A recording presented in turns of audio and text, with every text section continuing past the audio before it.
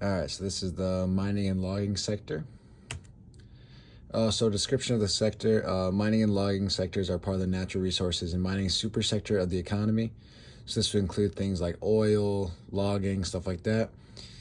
And then as I just mentioned, mining is extracting and managing minerals like coal, oil, and other elements.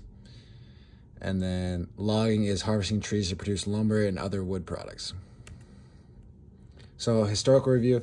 So 2020 was the lowest in the last 30 years due to COVID, and like any other sector, COVID made this sector take a huge dip just because people couldn't work, people couldn't go outside because of quarantine rules and stuff like that. But there was a slight increase in DIY projects.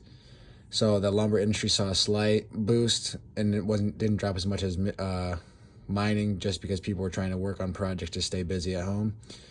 And then we saw the sector peak in between 2013 2016.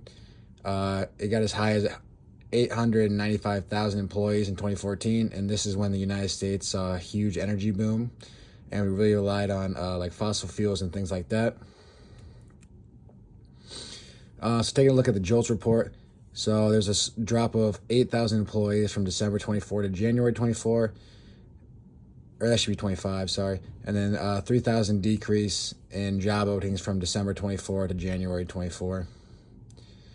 And then layoffs went from around 8,000 to 14,000 between November and December.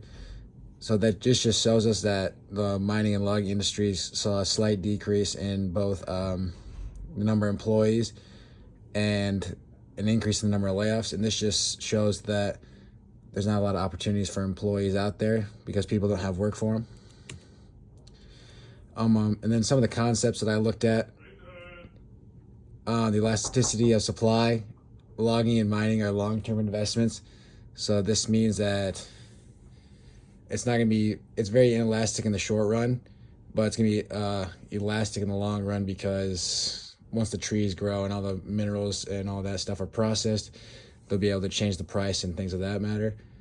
And the price elasticity of demand, it's inelastic in the short term because of certain industries relying on it regardless of price. So like companies that use fossil fuels and stuff like that, they need this sector, so it doesn't matter. They'll pay pretty much whatever because they have to, just to keep their company running.